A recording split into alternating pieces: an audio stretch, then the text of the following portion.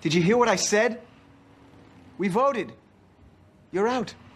Okay, you're gonna kick me out of the band, huh? You're gonna fire me? Man, I hope this doesn't come between us. Like, I care about you, man. You guys, you know what? You're nuts. You're all nuts. You've been focused so hard on making it, you forgot about one little thing, and I don't even care. You know what? So what? I don't want to hang out with a bunch of wannabe corporate sellouts.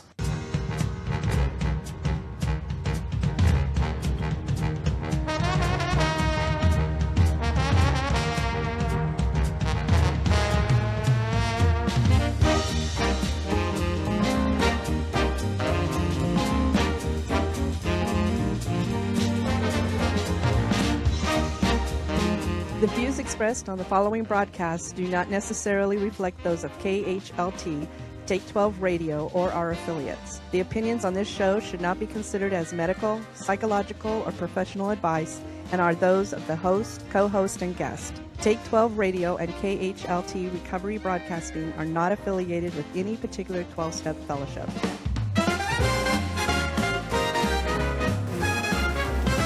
When the static of life fills your brain and the world seems a little too insane, just twist that dial, don't hesitate. There's a haven where good vibes await. Tune in and Take 12 for some joy and cheer. It's the sound of hope coming in crystal clear. Recovery talk and music so grand, a beacon of light, a helping hand. Well, greetings one and all, and welcome to another fine and possibly controversial episode of the Take 12 Recovery Radio Show.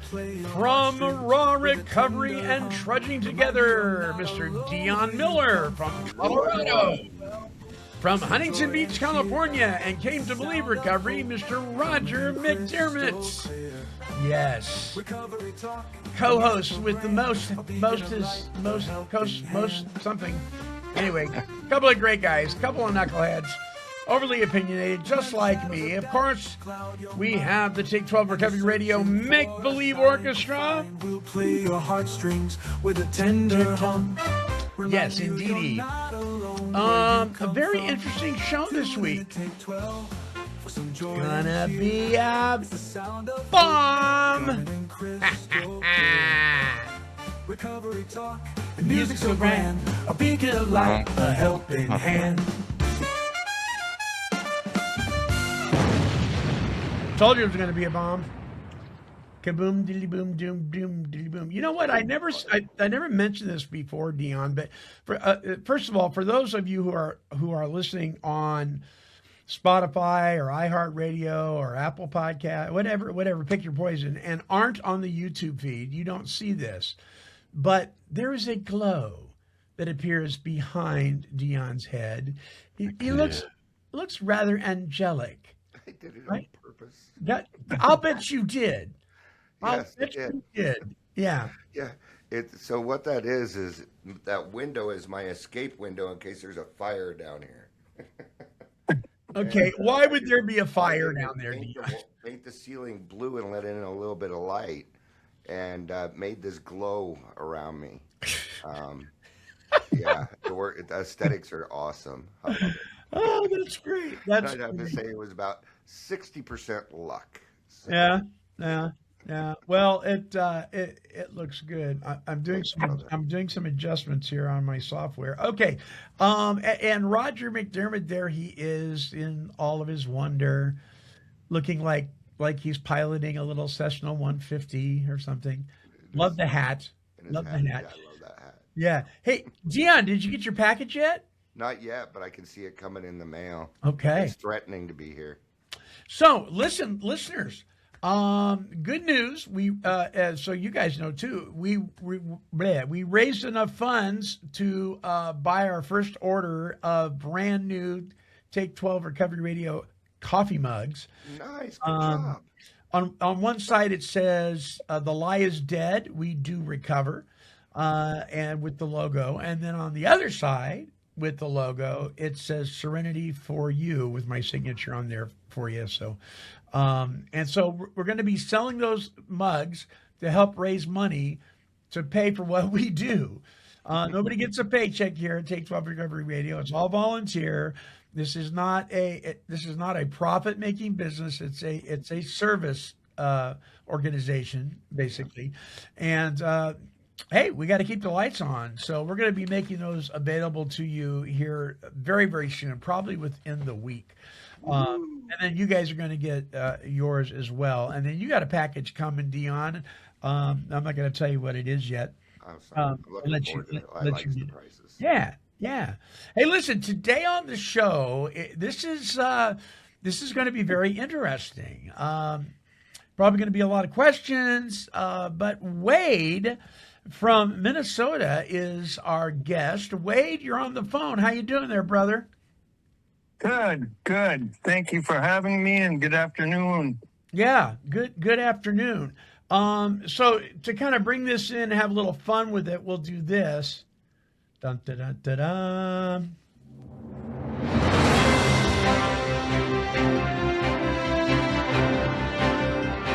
This is a Take 12 Recovery Radio special report, a presentation of KHLT Recovery Broadcasting. And now, here's the Monty Man with this month's recovery news in focus. That's right, reporting live from the studio of Take 12 Recovery Radio and KHLT Recovery Broadcasting in beautiful downtown Albany, Oregon. It's the Monty Man with the Take 12 Recovery Radio special report.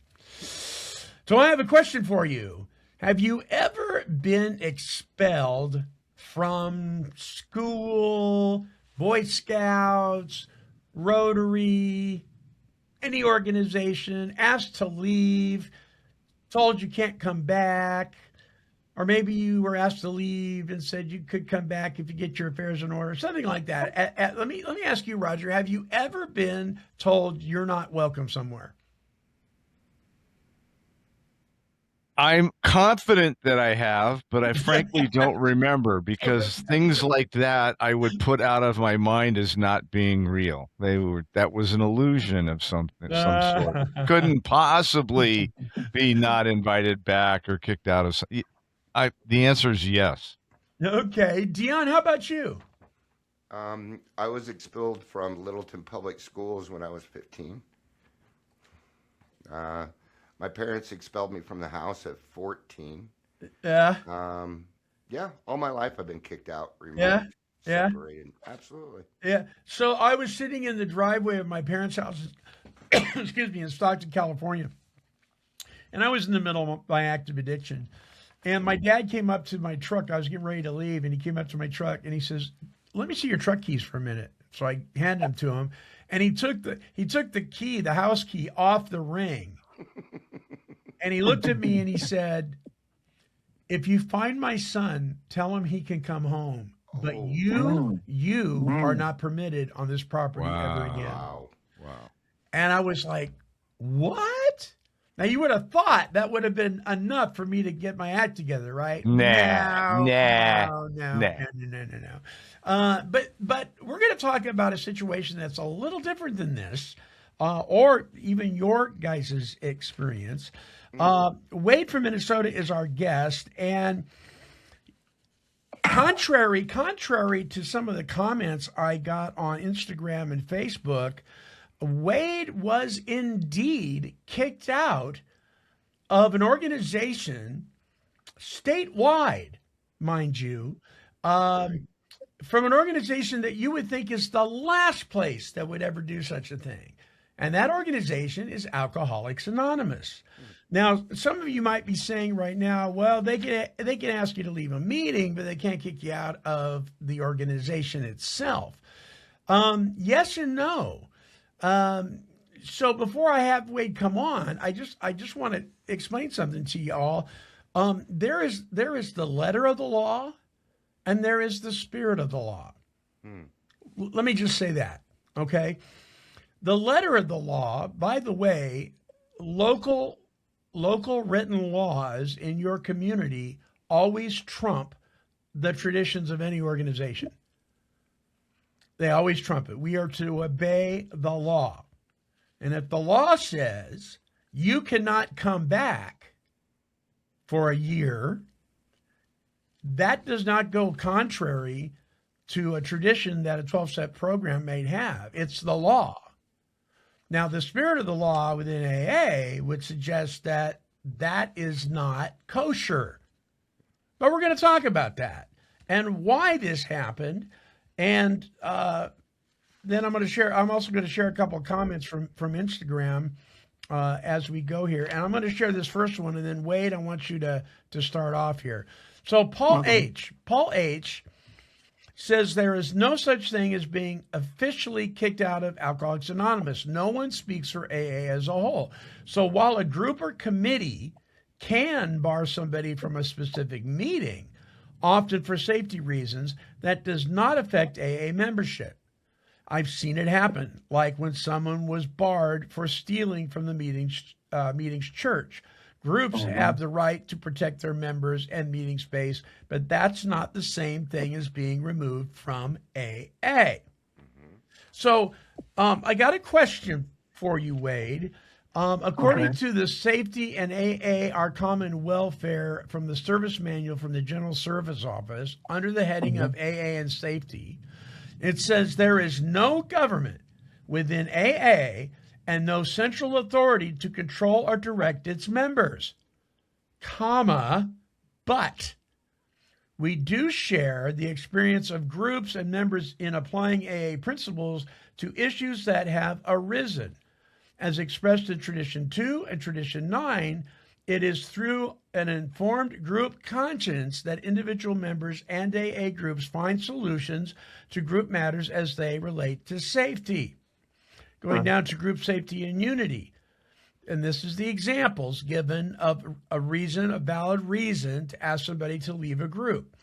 Threats of violence, bullying, sexual harassment, stalking, financial coercion, racial discrimination, the list goes on. So let me ask you this question, and then I'm going to turn it over to you, Wade, and I want you to share what happened. Did you threaten any violence? No. Were you bullying anybody? No, no way. Did you sexually harass anyone? Absolutely not. Are you stalking anybody? Absolutely not. Are you financially, trying to intimidate people? No. Is there racial discrimination going on between you and the group? Absolutely not. I have mixed blood grandchildren. Okay. Are you being openly critical about sexual orientation or gender intolerance? No. Are you feeling pressured to adopt? I mean, are you causing pressure to be adopted in the group as far as your particular point of view relating to medical treatments or medications? No.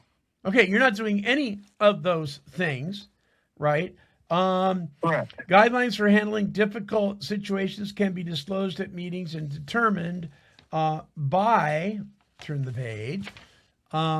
group conscience. In these group discussions, the focus is on creating an environment where members can share safety and find and maintain sobriety. In any situation, if a person's safety is in jeopardy, are you putting anybody's safety in jeopardy? No. Are you breaching any laws? No. Okay. The individuals involved can take appropriate action to ensure their safety. Calling the proper authorities does not go against any AA traditions. Anonymity is not a cloak protecting criminal and inappropriate behavior. Are you engaged in any criminal behavior? Absolutely not, no. Okay. Having said all that, which seems to be legitimate reasons to perhaps ask somebody to leave the meeting for the day until they can get their head out of their butt, and then they're welcome back, right? This is totally different. This is not what happened to you. So go ahead, brother. Tell us what is going on. Well, this started, there was a meeting. I got a call. A young lady got my phone number somehow, and she said, I just moved to the city. I'm living with my sister. Where is the club? I want to go to a meeting tonight. So I gave her the directions and everything. And they were actually, I think it was a New Year's party Christmas party. I'm sorry, Christmas party. So the meeting, they were doing some things before the meeting anyways. And when she got there, they were having a potluck and stuff. She called me and she said, yeah, I found it. I'm here. And, you know, taking in the events, the festivities, playing some games, this and that, and eating. I said, oh, you're there. Well, then I went out to the meeting. I got there just before the meeting.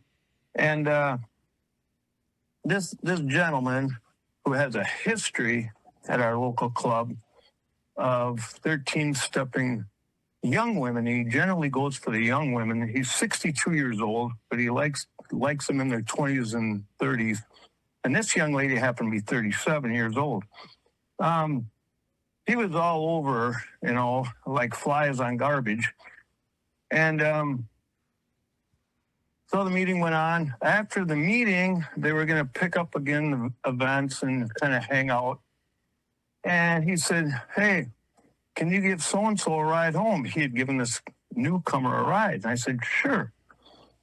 Well, I went to give the guy a ride home, but I looked, and this young lady happened to be the only woman, female, at the entire meeting, at the entire event. She was the only female. He goes over and talks to her, and yeah, why don't you stay? We're going to play cards. And I thought, well, wait a minute. He asked me to give this guy a ride home, and now he's talking to this female. So I gave the guy a ride home, fast forwarding. The next day I went to meeting because I was going to a meeting every day. And I happened to see this young lady, and she said, yeah, he gave me a ride home last night, found out where I lived. He asked me for my phone number, and then he wanted to come in for a little bit, and we ended up having sex. And again, fast forward at the third day after this, I brought it up at the meeting, and I said, no, wait a minute. I said, we have a female call list and a male call list. I said, when somebody comes out here to our club, the first thing that should be done, I don't care if they got 3 years, 5 years, or like my dad, 46 years. I said, the first thing that should be done is give them the appropriate call list. And then I brought up, I said, we want this club to be a safe place where people can be healthy. And I got some nods. And then the next day, which would have been the fourth day after that meeting when I brought up being safe and stuff, the little clique, the friends, not the entire membership, but the friends of this guy that I called out, this 62-year-old guy, got together and held a secret meeting and decided they were going to kick me out of Alcoholics Anonymous. And then they had one of those persons, and I did check on that. One of these people called our local sheriff's department and said, yeah, on behalf of Alcoholics Anonymous, I want to inform you that Wade is being trespassed and that he's kicked out of the club. And he's also kicked out of Alcoholics Anonymous for 1 year. And the deputy told me, I said, I don't think they can do that. Deputy said, I don't know anything about Alcoholics Anonymous. I'm just informing you. Here, let me stop you for a minute. So, got a question for you. So you brought, okay, so the first question is, was this an AA meeting or was this a recovery club meeting? This is an Alcoholics Anonymous meeting. Okay. That is being held at a recovery club like an Al-Anon club, right? Correct. Yeah, there is, there's Al-Anon, there's Narcotics Anonymous, there's Alcoholics Anonymous. I think there's an Alateen meeting too. Right. So you brought this, I want to be fair here, you brought this up during an AA meeting or was it a business meeting? I brought it up during, well, it was actually it was a business meeting. Yeah. Okay.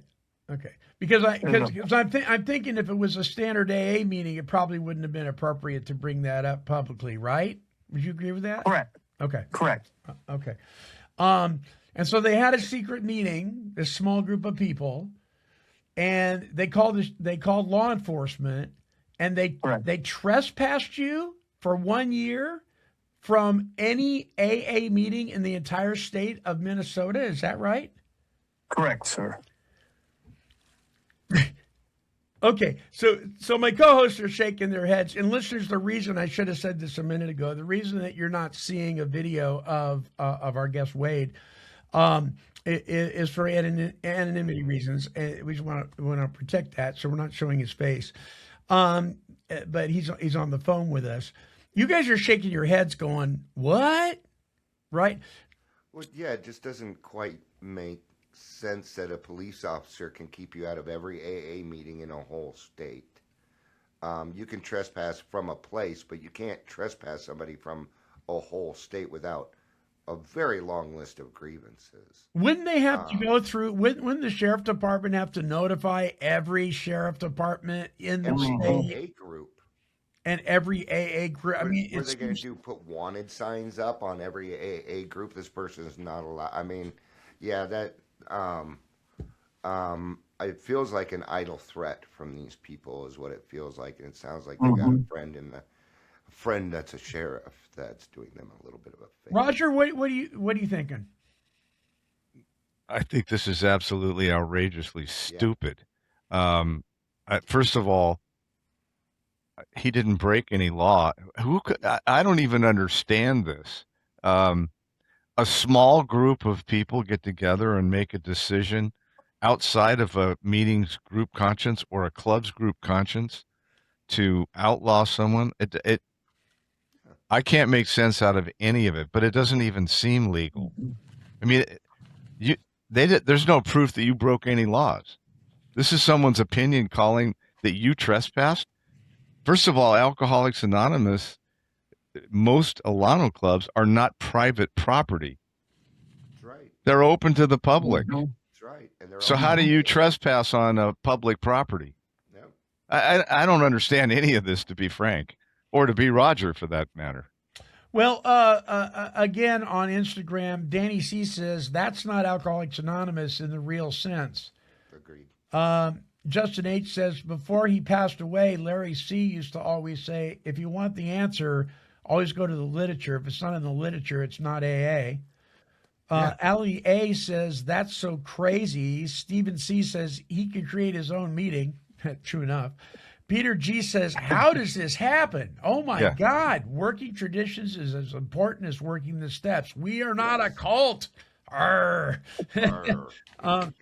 Because this sounds very cult-like activity where a small group of people are controlling everything. But here's my other question to you, buddy.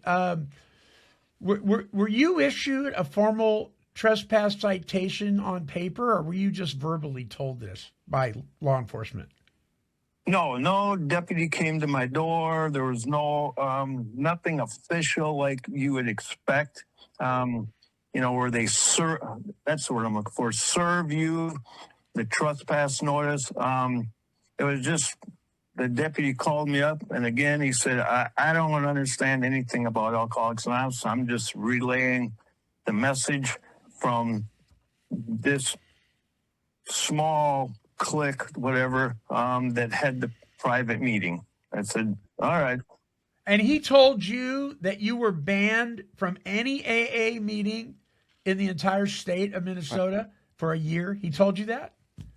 Correct. He told me you can go to the meetings in Mason City, Iowa, this and that, which is 45 minutes away from my city, or go over to La Crosse, Wisconsin, which is an hour and a half away, or this or that. But he said they said you were banned from Alcoholics Anonymous in the state of Minnesota.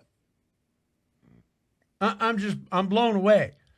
What if we let this officer's name out and his phone number so we could educate this officer? To be honest with you, I don't remember. Deputy Jason something. I was just wondering if it was really an officer of the sheriff's department and honestly doing his job. It could have been a person saying he's a. I mean, this whole thing it makes no sense. Yeah, it's a popularity contest, is what it is. Well, and I would be going down to the sheriff's department and say, this is my name. I've been told I received a call from a person who claimed to be for a representative of this office, and I would like to know if I have an order of trespass against me. And if I do, if can I have need money?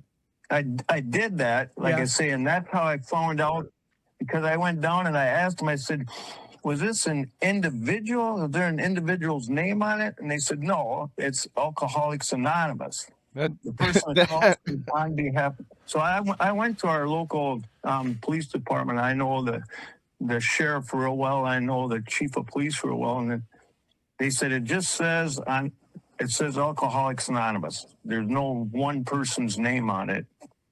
And I said, okay. bunch of cowards is what they are. Yeah. They won't give them their Yeah, I would take the 12 by 12 and go read this guy Tradition 3. You got proof in the pudding. All right? And I would find this as a way to educate the police department on how Alcoholics Anonymous is run, and that nobody speaks for AA as a whole. What? But also get in touch with the central office and the GSO. Get a hold of New York. And I think, Well, yeah, you're trying to do that, aren't you, Wade? yeah, I told Monty that I have gotten a hold of the area, the District 3, and I've gotten nothing, no correspondence back. I haven't heard back from. And my next step is I'm contacting the World Service Office. I was going to do that. I did get a hold of the GSO, didn't get anything back from that. Yeah, you more than likely won't. I was going to contact the World Service Office in New York. So Tradition 3 states the only requirement for membership is a desire to stop drinking. There's two ways to claim membership in Alcoholics Anonymous, from what I understand. Have a desire to stop drinking, or simply say you're a member. You're a member when you say you are. They cannot remove your membership because it's self-imposed. They can't remove it. They can't go into your brain and reverse that. So they cannot remove your membership. Can they ban you from a meeting? Yes. By the letter of the law, yes. By the spirit of the law, it's on this. In your case, I would say that this is my opinion now, listeners, because I wasn't there. Didn't see everything that went on. But going by our guest is saying, this is unethical. This is immoral. This is immature, and this is just harsh and harmful.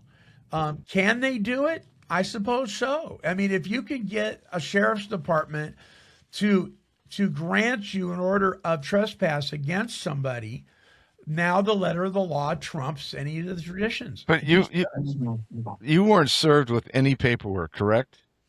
You simply got a phone call from the sheriff's department. That is not a legal But situation. he went down to the department, and they told they him didn't. it was valid. They didn't issue him anything. Yeah, they didn't serve him with anything. There was no consequence to whatever this call You did. need to ask for that, brother.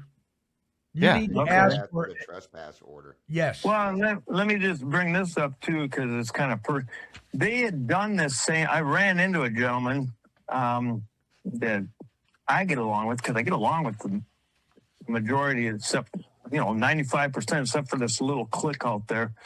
Everybody's got haters, right?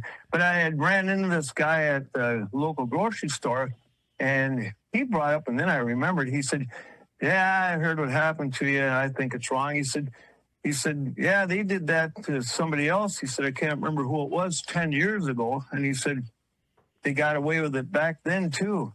And then I remembered, yeah, they did the same thing. They kicked somebody out of Alcoholics Anonymous in the entire state of Minnesota 10 years ago too. And again, it's just this little clique has these secret meetings, and they say, "Oh, this person's out." They got nothing to stand on. Well, and the hard part is this: is if you bring it up, people will say that's an outside issue, and they will be absolutely correct. They brought an outside issue in, and it needs to be removed. I argue about this with the central office all the time. What do you mean? What's an outside issue, Dion? What are you saying is an outside issue? Well, they'll say that this 13th stepping or what he went through is an outside issue, and that AA has no say-so on it.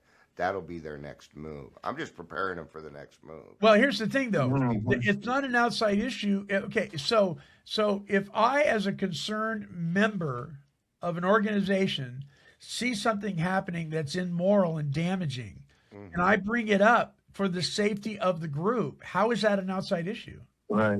Exactly. Well, it's not. It's I not. didn't say I agreed. But they're I just going to said say it was a that, right right? thing.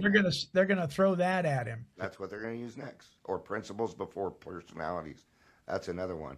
What you have is a mutual admiration society and a bunch of unhealed alcoholics who want to do it their way, and they think they're doing the right thing, but really they just want to look pretty doing it. Again, from the saying that, Dion, right? Yes.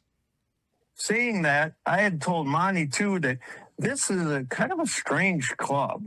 My dad, 46 years, he said it too. He said, I just go for the meetings and, he said, this crap's been going on for decades.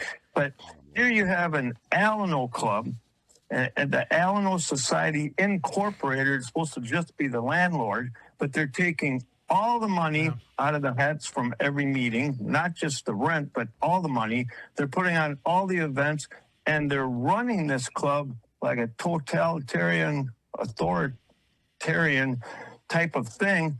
They buy the coffee. I mean, they're doing everything, and they're totally directing. You can do this, you can't do that, and they're just supposed to be the landlords.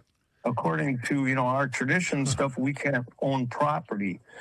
But yet this Alano is running everything out there and taking all the money, which is wrong. Before this Alano got involved, every meeting, every group had their own checking account and did their own events. So, tradition 6, an AA group ought never endorse, finance, or lend the AA name to any related facility or outside enterprise lest problems. Right. Here's the problems: money, property, and prestige divert us from our primary purpose. What's the primary purpose? To carry the 12-step message that you can develop a relationship with a power greater than yourself to help you solve your problem. If it's affecting that, then that's a tradition violation. This is the problem, listeners. This is the problem with clubs. This is and people cringe at this whenever a club starts to form, because every club goes through this. So you have a building that has a property owner, and somebody signs a lease. Technically, I think there's some controversy around whether an AA member can sign the lease. So they have somebody in a fictitious organization like the Alano Addicts of America or whatever, and they form this organization. They sign the lease, and now they allow AA to meet in one room, NA to meet in the other room, the snack bars in between both of them, that kind of setting. Pool tables, blah, blah, blah, blah. A great safe place for people in recovery to meet and go to. But then you got the power drivers, and there is a conflict of interest going on. This is the problem with clubs. And this is why so many groups won't go there, and they won't do it, right? And so you have this problem, right, Wade? You have this problem, and it sounds to me like this is a small handful of club members masquerading as AA members just because they go to meetings, right? Making decisions for the state of Minnesota? What?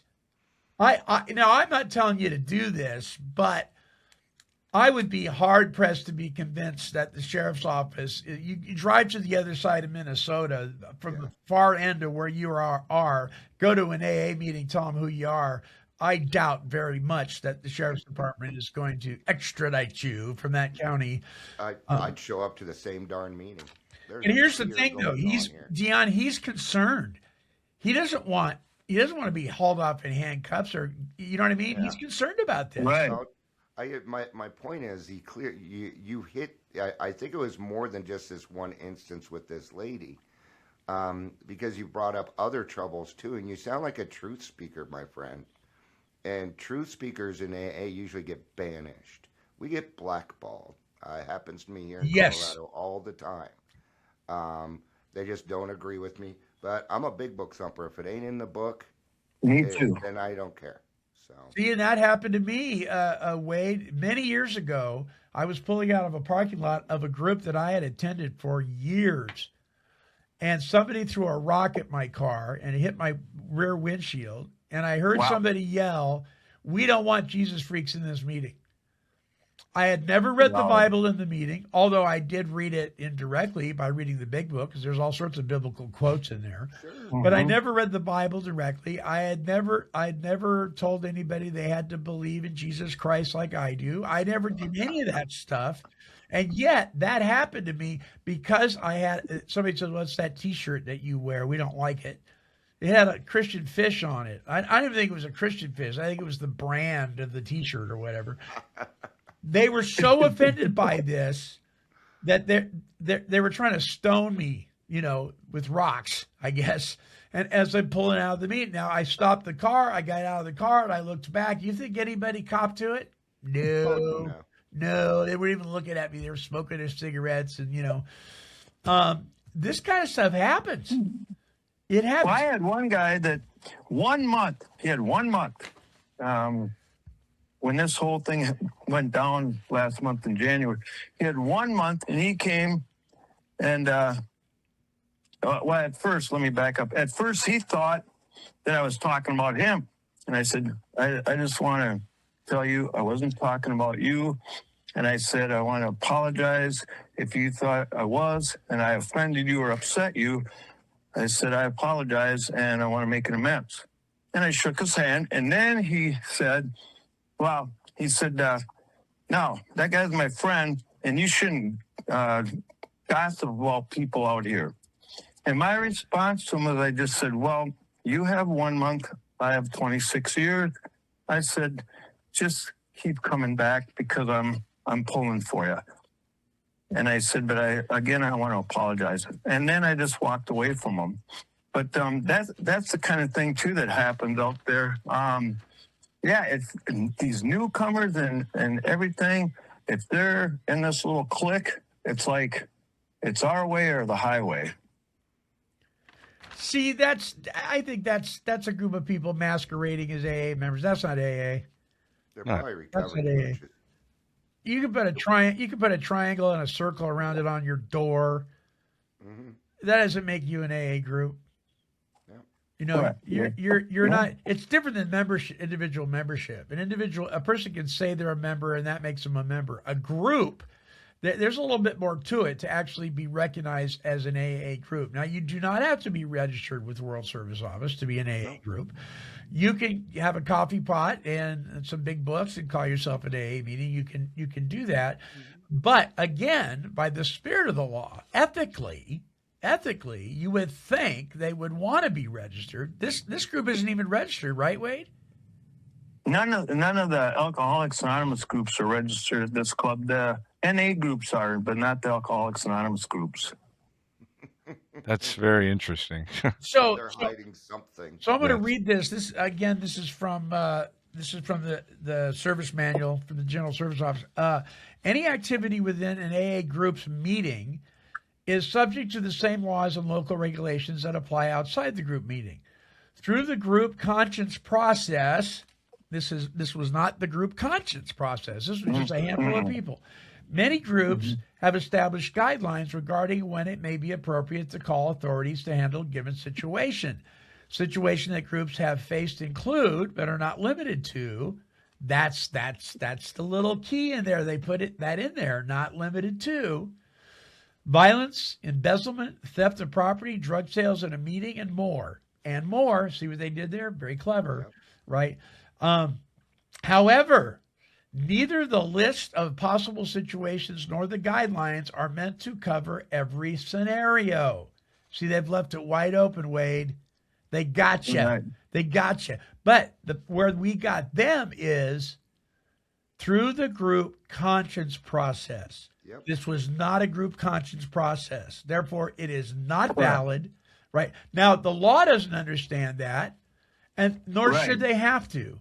That's right. And so now what has happened is it's been turned over to the law. These guys who claim to be AA, but they're not the group conscience, did this, and ethically and morally it's wrong. But now it's in the hands of law enforcement, and you have to obey it. And they're clever. They knew what they were doing. Oh, when they they're called very clever. They're very clever. Yeah, but I'm still questioning, what does he have to obey? The There's no trespass law. there's You no can't go proof on the that he property. broke a law of anything. Doesn't matter. The sheriff's department has a no trespass on him. Yep. Is that in writing? That's what I'm telling you, brother. You need to go get that. You need to go get that trespass form. Yeah, they have it down there. Yeah. Go get it. They can even email it to you, most likely. Go get it. Because if they can't provide it, I can't imagine the sheriff's department not providing it. First of all, tell them I need proof of this, so I do not cross boundaries with AA. Can you give me proof that's other than verbal? Can I have something in writing? Do they have the right to do that? Are they the owners of the property? Who gives them the right to say that someone is trespassed on a public property? Very true, but they don't speak for the property. Even though we have that question there, and I think you're right, Roger. If law enforcement has declared it, that's a big if, and they have it in writing for Wade to have, then it is in act. And right, I've received nothing from the club, the L&O board, the Alcoholics Anonymous meetings. I've gotten nothing tangible from the sheriff's department. And I think that's a very good suggestion. I should go down and see if they've got anything in writing, or if it was just something that was written down as a report that, yep, they called and this is what they said. I didn't see anything when I asked about it. They just said, yeah, they called and it was Alcoholics Anonymous, not one person. So maybe it was just something. There's no names involved. Yeah. There's no names involved. Yeah. Nobody's claiming. I mean, this is crazy. So I wonder if now I may be wrong here, and anybody that may be in law enforcement or has relatives that are, if you want to contact me and educate me on this, I'd love it. I wonder, I know, I'm pretty sure that if an officer of the law, whether it's a police officer or sheriff's or state trooper, if they ask you to leave a property and say, okay, you cannot come back on this property, then I think in that moment when they ask you to do, I think they have the official right to do that. And if you step back on the property, they can arrest you. I think that's different than a declaration of no trespass for a year. I think that's a totally different thing. So can they ask you to leave for the sake of the safety of whatever's going on? Sure, they do it all the time in family squabbles, right? And the guy comes back and they arrest him because the officer told him he couldn't come back.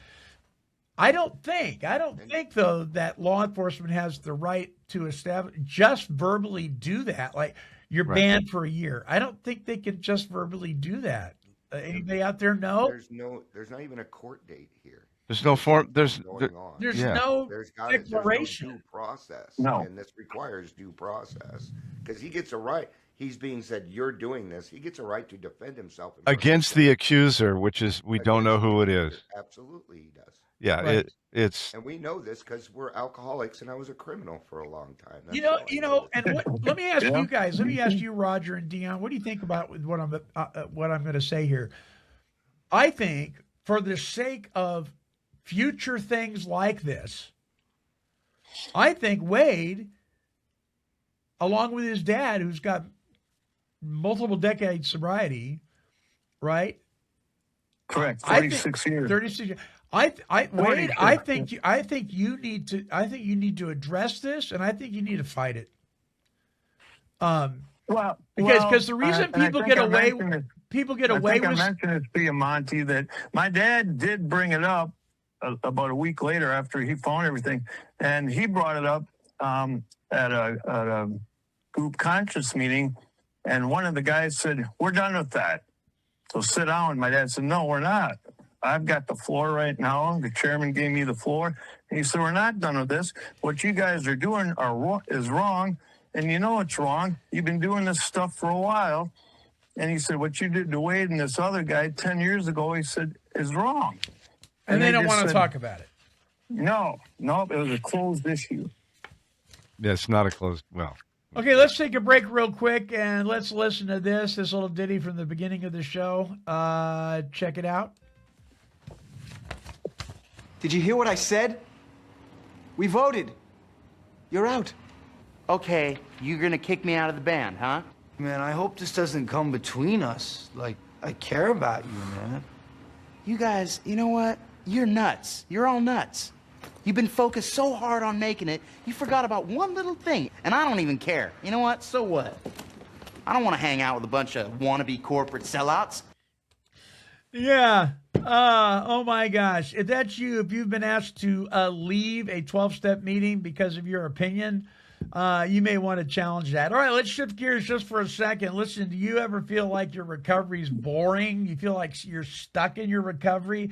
Well, I've got a book for you. It's called 12 Essential Insights for Emotional Sobriety, Getting Your Recovery Unstuck by our good friend and Take 12 Recovery Radio contributor, Dr. Alan Berger. I really want you to get a copy of this book and get one for a friend as well. I'll tell you what, if recovery's starting to get boring for you, get your nose in this book. It will release you back into some excitement into your program. You can get this book at abphd.com. Dr. Berger will sign it for you and send it to you.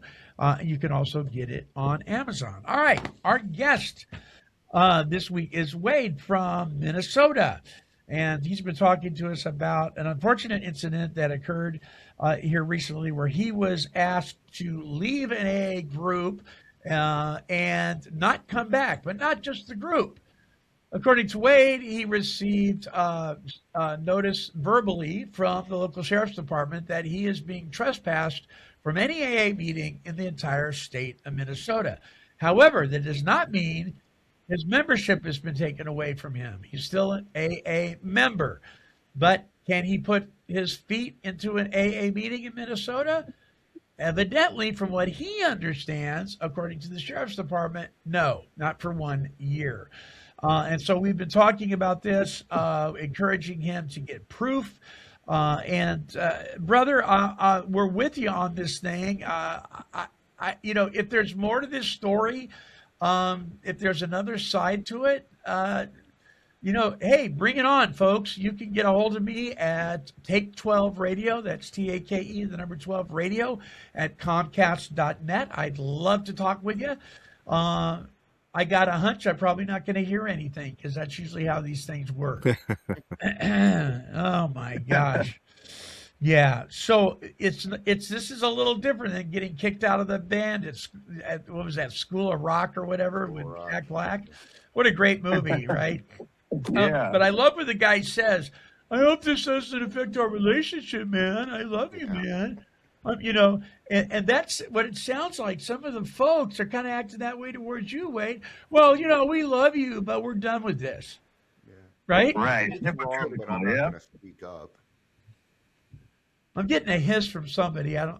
Oh, there we go. It's gone now. Oh, now it's back. Huh, that's weird. Yeah, it's it's Roger's mic. Okay, well, that's okay. It'll weed it out. So, Wade, what are your plans moving forward? Well, my dad asked me about that. And of course, he was concerned, and he doesn't have to be. He said, well, I don't want to see you relapse, after 26 years. I said, don't worry about that. I did mention your program. I said, Dad, I've got plenty of recovery stuff on social media. And I said, I got a friend out in Oregon. He's got a radio show. And I said, there's plenty of things I can do on social media. And if I want, I can get in the car and drive to Mason City. It's 45 minutes away. And, how far did I drive before to get my crack and my liquor? I can tell you a quick little story. My former wife brings it up all the time. She said, do you remember going out in the garage, putting the milk house heater on your crankcase and starting up your Harley in January and riding it down the street with the ice and everything, fishtailing? She said, just to go to the bars? And I said, yeah, I remember that. I mean, I went to all costs. She's like, "You're not taking the car. Fine, I'll take the Harley." And I would ride that Harley in a snowstorm to go to the bars. But yeah, I can go to Mason City, 45 minutes away, right down Interstate 35, and I'm good to go. But or just stay home in the comfort of my home and be on social media. What'd you say, Dion? He's welcome to come to my meeting. We meet on Zoom Monday through Saturday at 6 p.m. your time. Feel free to reach out to Monty, man. You're welcome at my meeting. It's Zoom, but then you won't have to go anywhere. You can get some good recovery. So be happy to have you, Wade. Wade, I'll send you Dion's email address, and you can get a hold of him. Absolutely. There's all kinds of links for hybrid meetings and Zoom meetings. There's all kinds of. Oh yeah. Ray, so I just wanted to ask one question. Yeah. Is that the only meeting in your town? No, actually, yeah, I mentioned that. I get letters every week, but in fact, I just got one Saturday. I get letters from this pastor. We do have a meeting at a church called Freedom from Addiction.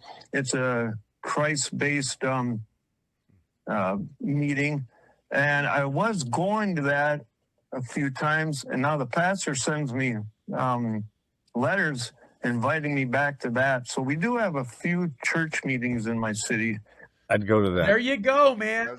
Yeah, I'd go to that meeting in a heartbeat. Maybe this, I know what you're going to say, saying, Monty. Yeah, what the devil meant for evil, God means for good. Maybe this whole thing is happening, brother, to get you plugged into a more God-focused organization and meeting for your spiritual growth, so you can continue to help other people on a deeper level.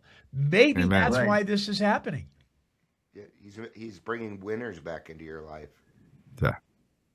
Yeah. That could be the very reason this happens. I have a very strong faith and spirituality. I'm not a religious person, and I'll say that. I hope I don't offend anybody out there in radio land. Not offending me.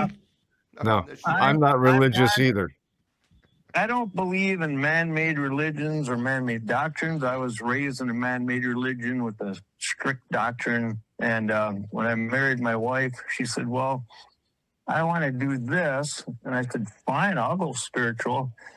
So yeah, I believe what you guys are saying. I thought of that too. The thought crossed my mind, or maybe it was our Lord God talking to me, because I hear him all the time. People think I'm a freak. You hear God. You're not a freak. You're hearing the truth. You're hearing the truth, brother. And I'll tell you something. I tell people that, though, that I hear God, and they're like, "Oh, you're weird, man." And I'm like, "Well, if you listen, you'll hear him too." But yeah, I have heard, weird. The Lord's voice telling me, this has happened for a purpose, and I have a plan for you. So maybe that Freedom from Addiction group is the plan he has for me.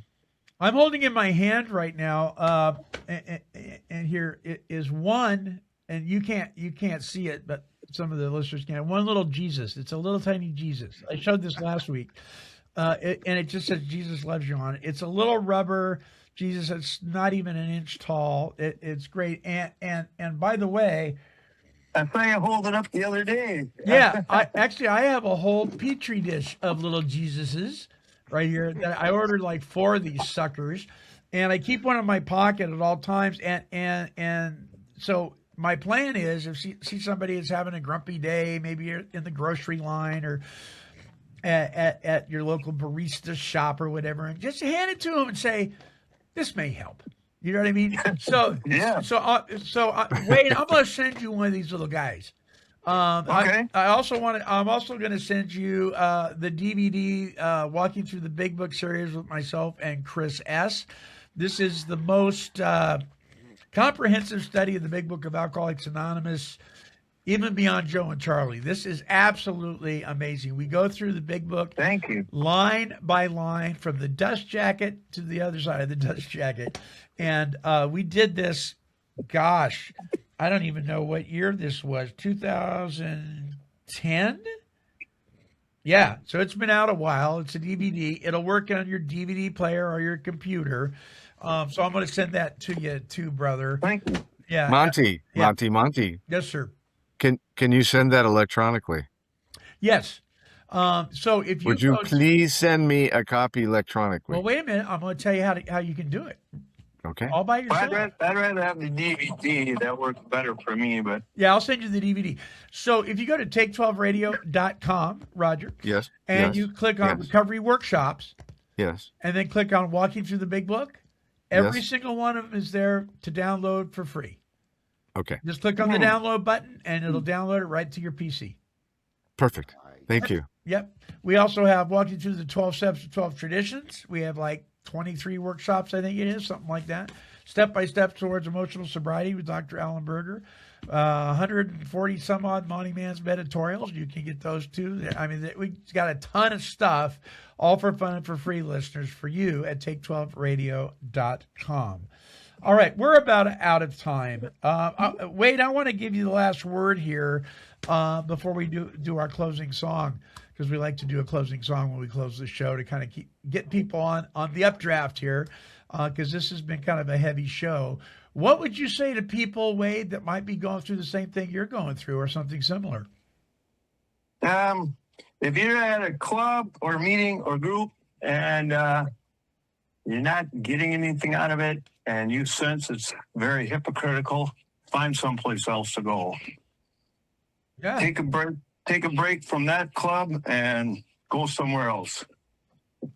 There you go. Good word. Last word, Roger. Yeah, I mean, I would say exactly what Ray said. First of all, 13 stepping is not acceptable. Period. Should never be in any club. Yep. But anything that's outside the steps and the traditions, and loving and kindness and tolerance and principles, Amen. find another club, because it's not a place. That's not a place of recovery. That's a place of personal. Whatever. Anyway, find another place to go or start another meeting. But I would definitely look for Friends in Addiction. That meeting you mentioned, I would go to that in a heartbeat. Mm-hmm. Amen. Good word. Dion, last word from you. Yeah, follow your intuition. If you don't feel like you belong there, then go. Your gut is going to tell you. You're just gonna. It's just gonna. Amen. It's gonna be on fire when you're in the right place. Excitement's gonna happen. Yeah. But if you have a little bit of doubt, it's probably not the right place, because in the beginning of sobriety, we're really lonely and we're looking for a place to belong, but it might take a little bit.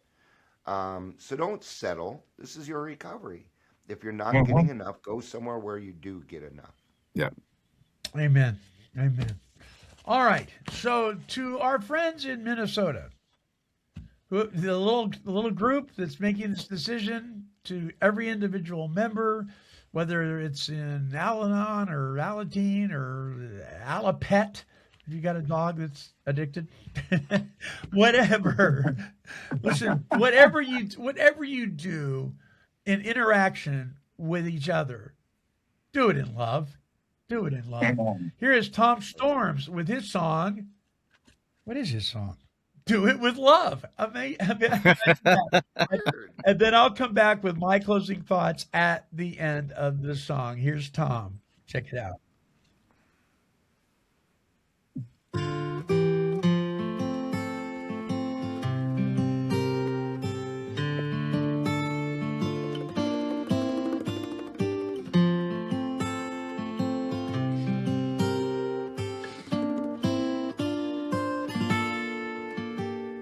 Father, I've got questions for you, like why is the sky so blue? How did the world begin? Where do I fit in? But the biggest question of them all baffles scholars in their hallowed hall. Why am I here? What's the point? Like a bolt, the answer came. Crack of lightning in my brain. All the wondering disappeared with a simple message, very clear. Whatever you do, do it with love. Then action and purpose fit like a glove.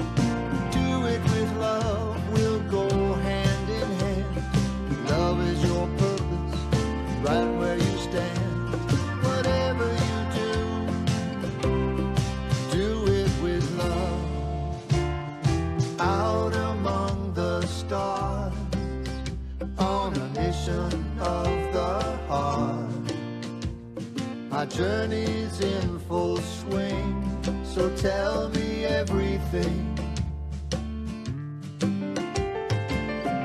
Carry those in need. Forget yourself and earthly greed. Comfort the weary, down so low. Pass it on so they will know. Whatever you do it with love. That action and purpose fit like a glove. Do it with love, we'll go hand in hand. Love is your purpose, right where you stand. Whatever you do it with love.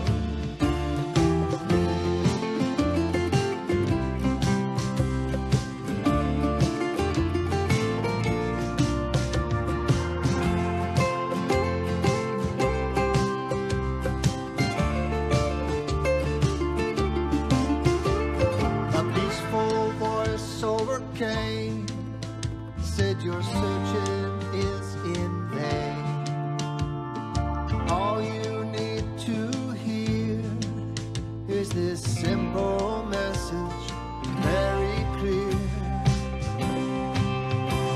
Whatever you do it with love, then action and purpose fit like a glove. Do it with love, we'll go hand in hand. Love is your purpose, right where you stand. Whatever you do it with love. Whatever you do it with love. Whatever you do it with love.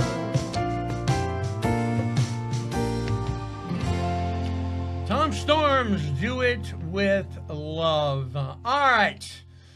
I just want to thank Wade for being with us and sharing his story. God bless you, brother. Dion, thank you. You're welcome. Thank you. Roger, thank you so very much. Listen, listeners, before we decide to remove someone from our circle of influence, we should pause and recognize the weight that decision carries.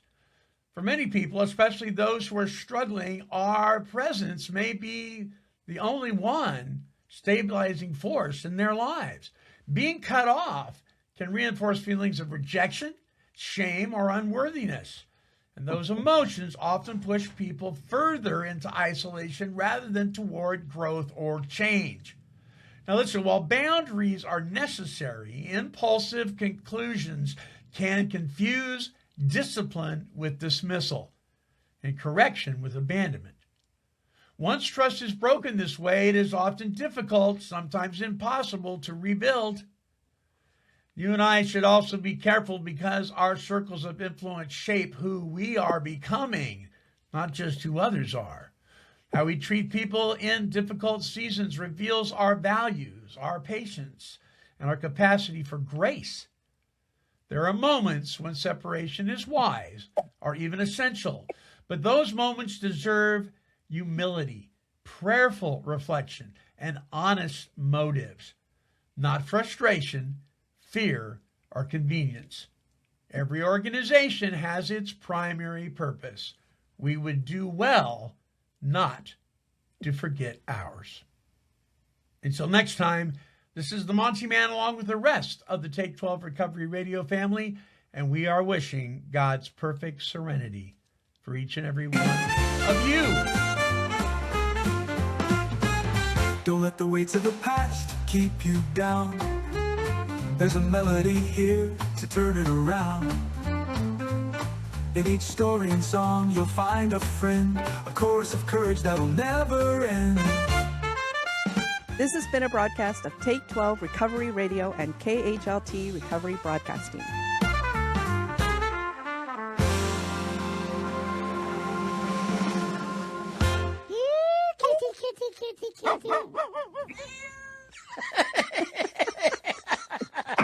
This has been a Chicken and a Pig production.